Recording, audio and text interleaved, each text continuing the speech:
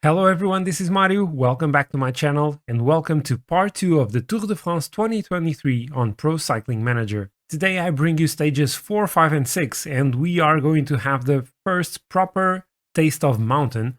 We had a little bit of medium mountain in the first stage and some GC action, but after a flat stage in stage 4, we are going to have a really hard stage going from Pau to Lorraine. And then we have, not on stage 7, but on stage 6, the ascension to Cauterets-Cambasque, and with the Col du Tourmalet in the middle of the stage, so it's going to be the toughest stage until now in the race. If you recall properly, we won the first stage with Gorka Izagirre, and we have been in yellow with him until now. Hopefully he's going to keep it after stage 4, but in stage 5, it's very likely that he loses it. So without further ado, let's go for stage 4, and hopefully this time Alex Aramburu is going to be feeling well and can challenge for the win in the final sprint. So yeah, I guess that Pro Cycling Manager is just saving the proper race day conditions for my Evian Castelli career and really not being my friend in this playthrough, because again, Aramburu is on a -1, so is going to struggle in the final sprint. The peloton is being super aggressive in chasing the breakaway. Like, there are only 3 riders up the road: Simon Geschke, Luis Leon Sanchez and Stef Kras. And as soon as Kras tried to go in the breakaway, they started pushing really hard. So they do not want more than 2 riders in the breakaway for this one. That is quite surprising. And so we are now about 12 kilometers from the finish line, no more breakaway. Only Simon Geschke and Luis Leon Sanchez, they could not last. I have Aramburu this time on the wheel of Magnus Kort. Aramburu is not going to win this, but let's at least try to finish in the top 10. We are now in the final 4 kilometers. Aramburu still on the wheel of Magnus Kort, but we are a bit boxed in. It's going to be tricky to get into a good position. Oh, this finishes in the circuit? I was not aware of that. Final 2 kilometers. Let's move to the front, Alex. Let's go. Fabio Jakobsen already launching his sprint. And we are going with Aramburu now, really late, with a few corners. The win is for Jakobsen? No, Jasper Philipsen takes it ahead of Fabio Jakobsen and Wout van Aert.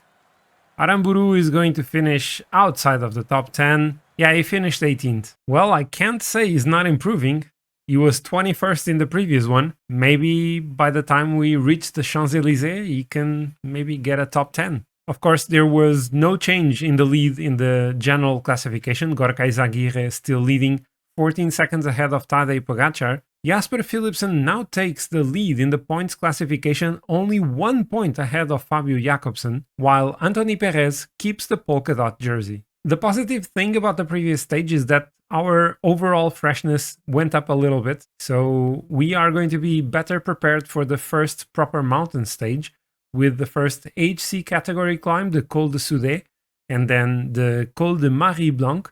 It's a really steep climb, not too long, but really steep. Still a few kilometers from the finish line. We'll see if there will be any attacks by the GC contenders, and if this is going to be the last day of Gorka Izagirre in yellow. So for today we have Enric Mas on a -1, not great for this type of stages, but we have Ruben Guerreiro on a +5. If I can take him to the front and go in the breakaway, I'll try to maybe take the stage win, or maybe he can help out later in the stage. He can help out Enric Mas, but yeah, getting to the front is so damn tricky. Okay, so the peloton doesn't allow Ruben Guerreiro to go in the breakaway. 10 riders up the road, as the pace in the peloton is now increasing. We have EF and UAE pacing at the front, so I'm guessing that Pogacar and Carapaz are feeling great today. So the pace now is a little bit lower, so I'm going to take the opportunity to attack with Ruben Guerreiro. So I'm guessing it's not going to be too hard to get to the front, although the gap is not decreasing anymore. So probably they heard by the radio that Ruben Guerreiro was attacking and decided to increase their pace as well. Yeah, this is not going to work for Ruben. He's just wasting his energy with this attack, so, and also hurting Enric Mas in the process, so let's just wait for the peloton then. They really fear Ruben's legs. I may have caused all sorts of problems to my team because now they are way far behind. in the peloton. They are way far back, and I'm struggling to keep in contact with the peloton. Oh, and gaps are all over the place now, and there is a split in the peloton. We got caught behind with most of our riders. Only Ruben Guerreiro was better positioned at the front. I am completely lost here. We have Nelson Oliveira pulling. We are going to get back to the peloton right in time, right on time. But yeah, things are definitely not looking great for us. I think the attack with Ruben definitely backfired. Okay, so we are 45 kilometers from the finish. There are 66 riders in the main peloton, only 3 left in the breakaway. We have Nick Schultz, Georg Zimmermann and Mattia Cataneo. They are about 3 minutes ahead, unlikely to take the win. EF still pulling hard. I am definitely expecting a strong Carapaz attack. And we have Romain Bardet attacking still in the penultimate climb in the Col d'Isère. That Owen is followed by Simon Yates. He is followed by Simon Yates. Oh, Enric Mas, don't drop. Don't drop. How are they dropping? We're going downhill now, but Enric Mas right at the back of the peloton. This is going to be tricky. Enric Mas is struggling a lot on his -1. Let's go up to 85. The tempo is tremendous. It's absolutely tremendous. I might still try to attack with Ruben Guerreiro again. And I decided to just have Izagirre protecting Jorgensen because honestly it's a better GC option. Okay, it's time for Ruben to go again. Let's attack with Ruben Guerreiro. And hopefully this time they won't mind that much. Romain Bardet, Simon Yates and Daniel Martinez are going for it. Come on, let's work together. Let's work, Romain. Okay, Bardet and Simon Yates are not feeling too strong. They are not pulling too hard, or at least as hard as I was expecting. Matteo Trentin is still the one pulling for UAE. Are they not feeling too strong? I was expecting the Carapaz attack to have already gone. Ruben is still with Romain Bardet. Simon Yates is being dropped. Can we go for the win with Ruben? He's almost done. Okay, Bardet is dropped. Romain Bardet is done. And there's the attack by Carapaz. I can't follow this, but I need to push hard. And Ruben Guerreiro was overtaken by Carapaz and Pogacar. Oh, we had a crash now by Simon Yates. I don't know where he is. Is this Simon Yates? Yes, he is. Yes, it is. He is still in the race. 13 kilometers to go. Carapaz and Pogacar are just a little bit ahead. Oh no, we now have a few more attacks by Vingegaard and Wout van Aert. Godou Bilbao as well. 18 riders remaining in the group. Just behind we have Egan Bernal and Jai Hindley. So there are some GC contenders losing time here. Madouas is attacking. That is an attack by Valentin Madouas. Final 2.5 kilometers. Let's now push with Jorgensen. Let's just conserve energy with Ruben. For the end, final kilometer, let's keep on pushing. Let's sprint with everyone, actually. And hopefully not lose any time. The win is going to be for Pogacar. Pello Bilbao. Pello Bilbao beats Tadej Pogacar and Wout van Aert in the final sprint. I don't know if there's a time gap after Carapaz and then after Paulus. Okay, on a -1 it wasn't terrible, but this was a stressful stage. And so there was indeed a time gap between Richard Carapaz and Jonas Vingegaard. Then behind Enric Mas and Nilson Paulus, there was another time gap, so Jorgensen loses a little bit more time, but he is still in contention. Losing over 1.5 minutes, we have Romain Bardet who launched a couple of attacks, and then even further behind, 2:37 behind, Jai Hindley and Egan Bernal. And Simon Yates with that crash losing 3:38. What this means for the GC is that now Tadej Pogacar is the new yellow jersey. Pello Bilbao is now second with Richard Carapaz in third. We go up to 8th. We are in the lead, of course, with Enric Mas and Matteo Jorgensen up to 10th. So 2 riders in the top 10. After this stage, Gorka Izagirre goes down to 23rd. He was obviously not going to be our main man for the GC. Now heading to the final stage of today's video, we have the Col d'Aspin and of course the Col du Tourmalet in this one. A very short stage, 147 kilometers only. Hopefully, Enric Mas is going to be feeling much better than he did in the previous one. Honestly, I would be super happy with a +2 on Enric Mas. He gets a +4 today. And so today we have 23 riders up the road. 2 of them didn't really make it to the main breakaway. Kwiatkowski is here. Also Bargui. I've seen Mattia Cataneo, Omar Fraile. Rui Costa is in this group. And now going with this really annoying blinding light in the Col d'Aspin, the pace has increased significantly.